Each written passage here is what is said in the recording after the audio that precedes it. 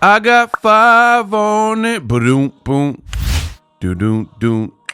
Do-doom, doom. We got 5 on it. Listen, breaking news. Canelo Alvarez. Baby. You want baby. I know that. He has officially announced the Terence Crawford fight makes no sense.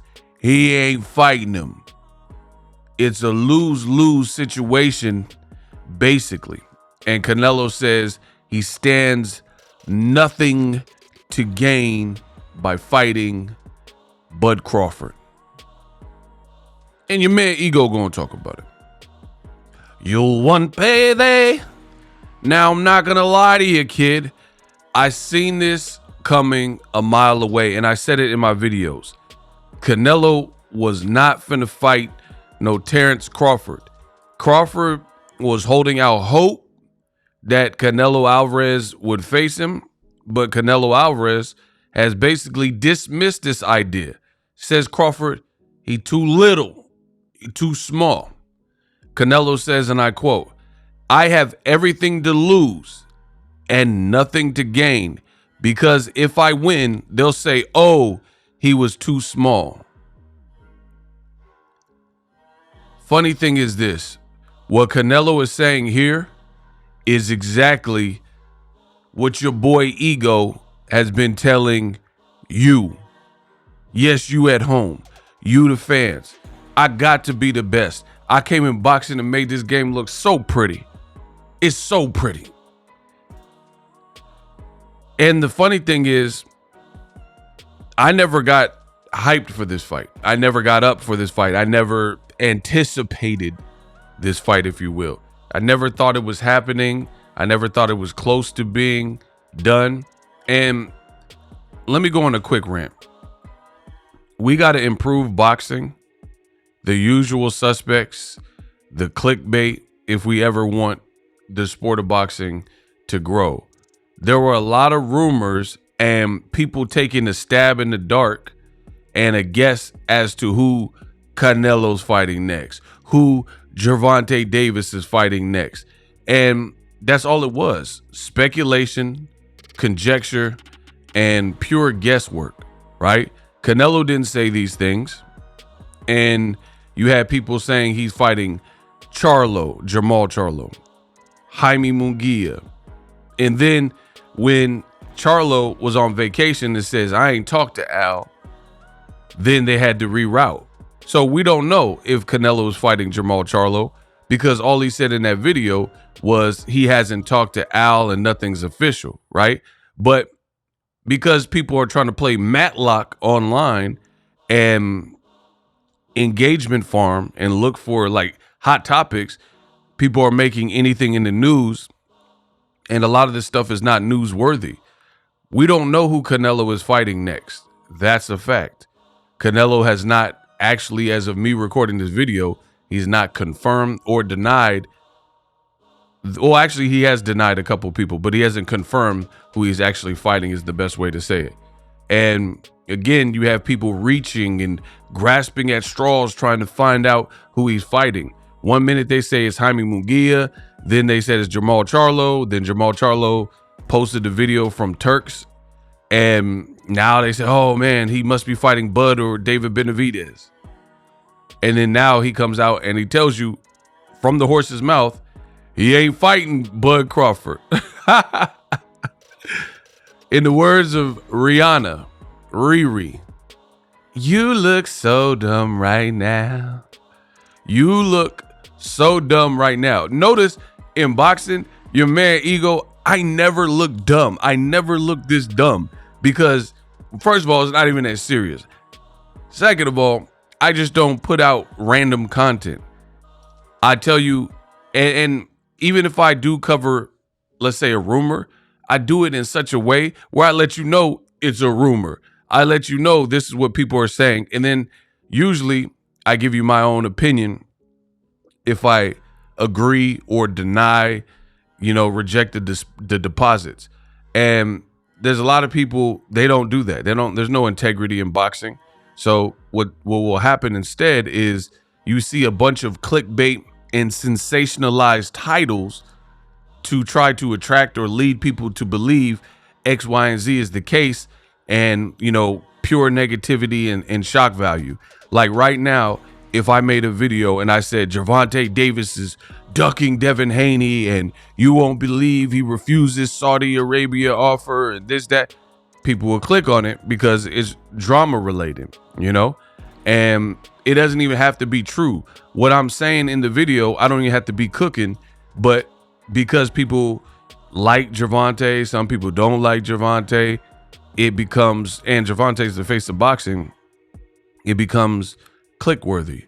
Same thing with this Crawford thing. I never really wanted to see Canelo Crawford. I told you that. I never thought the fight was close, and there were inherent issues. And the funny thing is, I give criticism to Canelo Alvarez, namely for not fighting certain people like Demetrius Andrade over the years, Jamal Charlo back in the day, or right now, David Benavidez.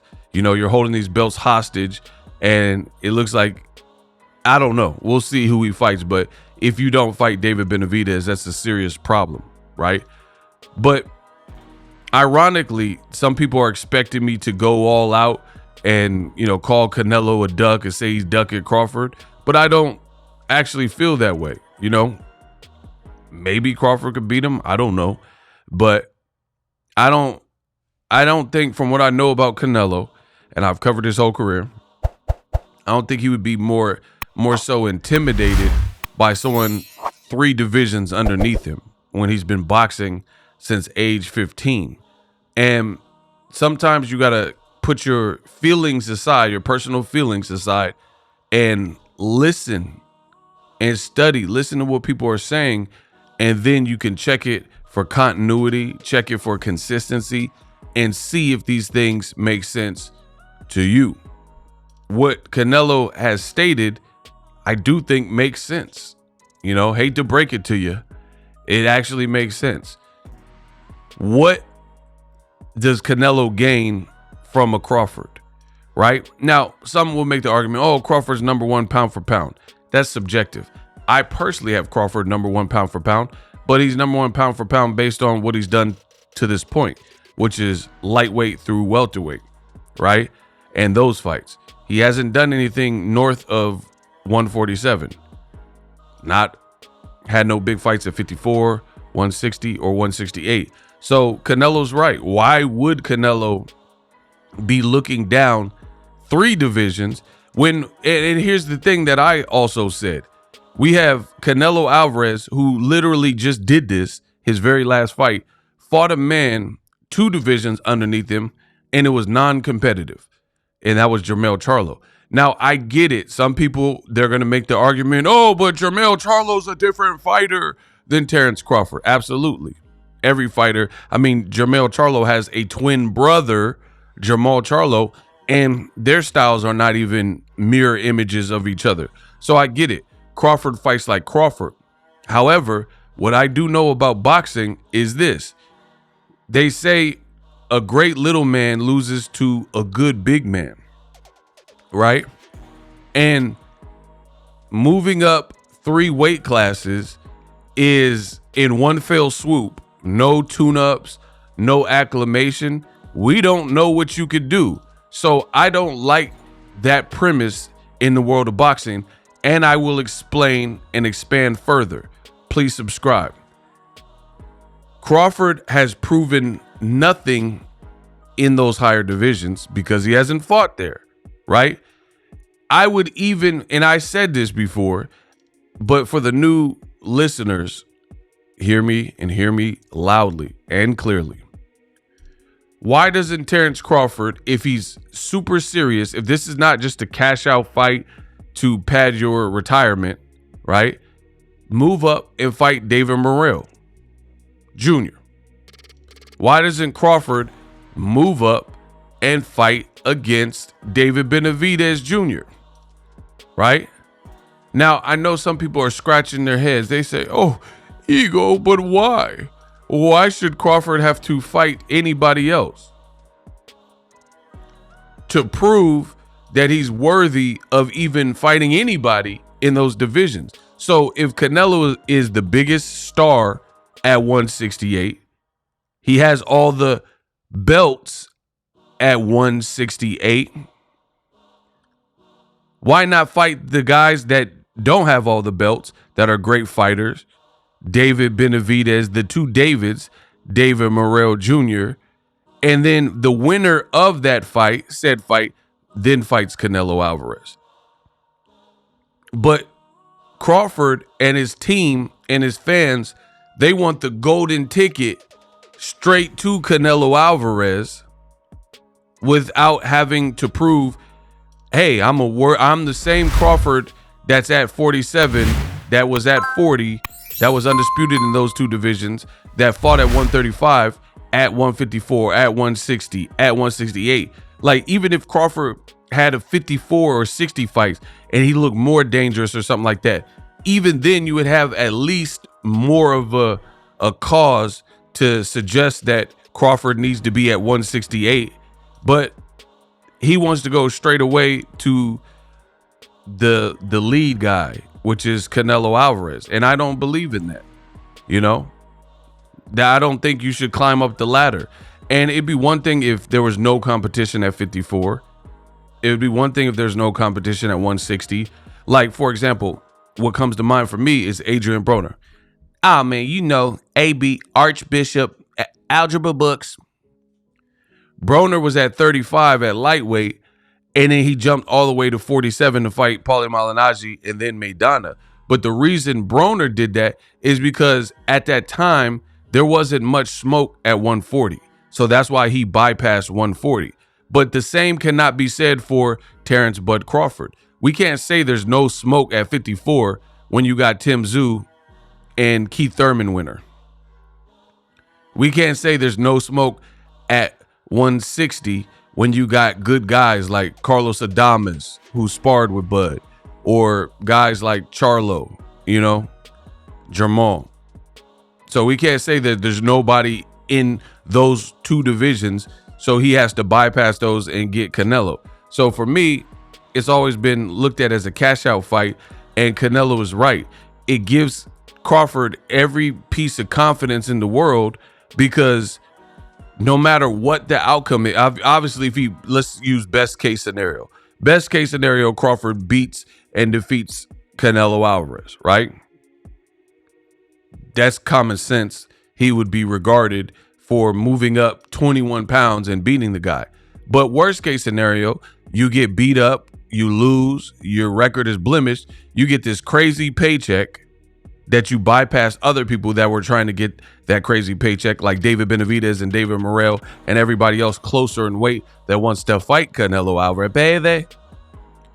So how is that fair? How is that fair for anybody, right? Terence Crawford just bypasses guys like Benavidez that should be fighting Canelo Alvarez, and Crawford gets the paycheck. And then again, I don't like boxing with the safety net. You might like it at home, but I don't. I don't like no safety net. I want to see like a real circus if we're going to see a circus. And I'm talking about there's dangerous exotic animals and Siberian tigers and elephants. I don't want to see a watered down circus if I'm going to see the circus. I want to see flame throwers and the people that ingest flames and fire and jump through fire hoops, and they got lions and tigers and bears, oh my, and all this stuff. Let's see a real circus if we're going to see a circus. You know, you see someone on the trapeze and you see people on the tightrope and they got the safety net. I don't like a safety net in boxing. The reason why I don't like a safety net in boxing is because, to me, that's not what boxing is about. Because boxing is analogous to life. In life, there is no safety net.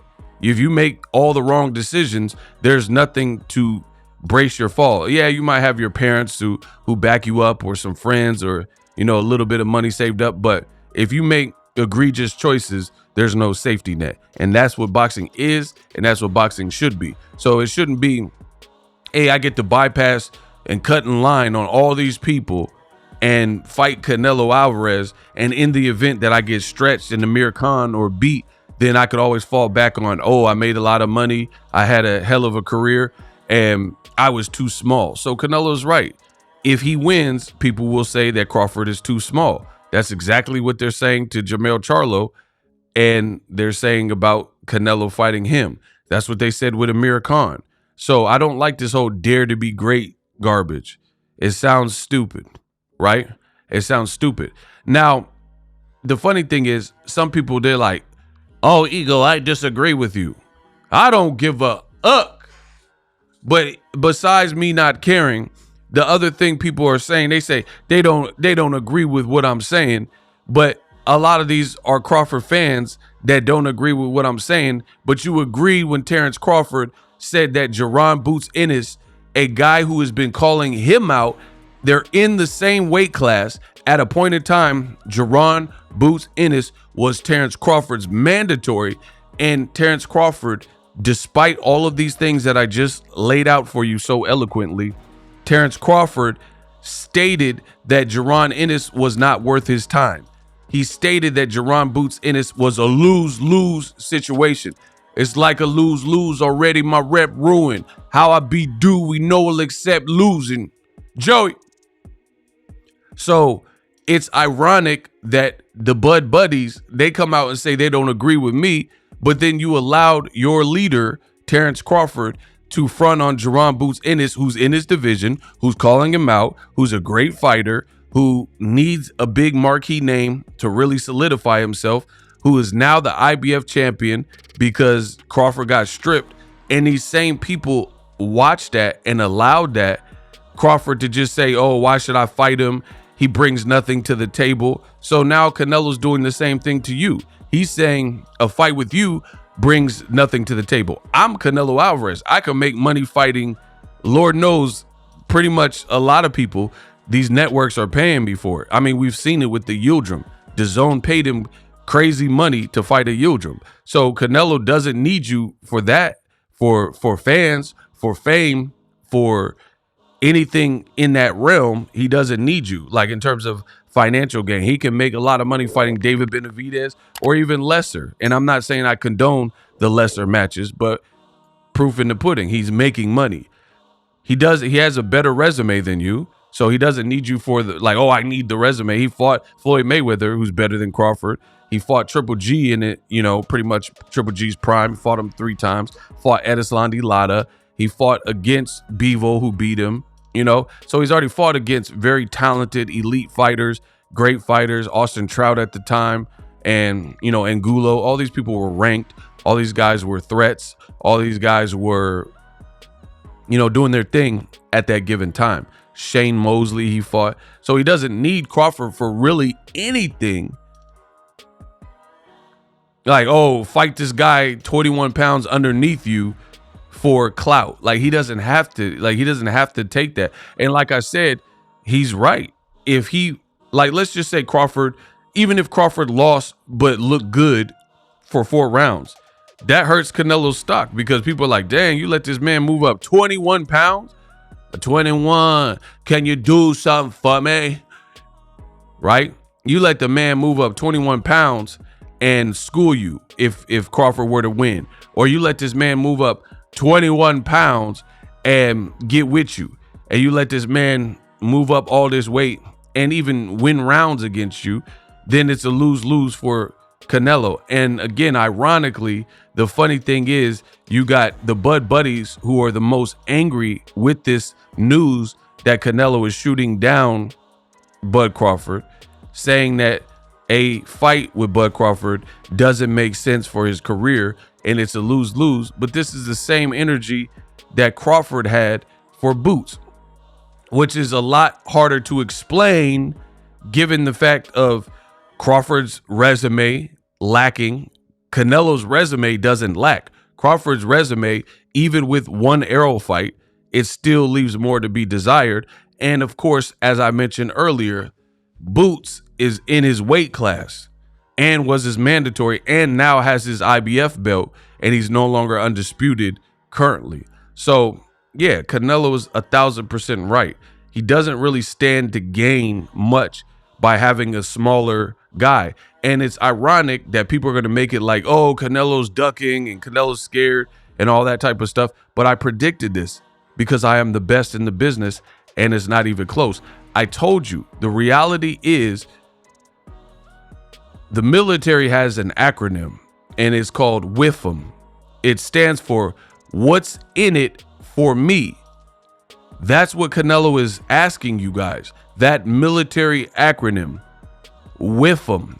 What's in it for me? What's in it for him to defeat Bud? Like, if he knocks out Bud, are you going to be like, oh, this is crazy? Or would you be like, yeah, that wasn't Bud's natural weight class?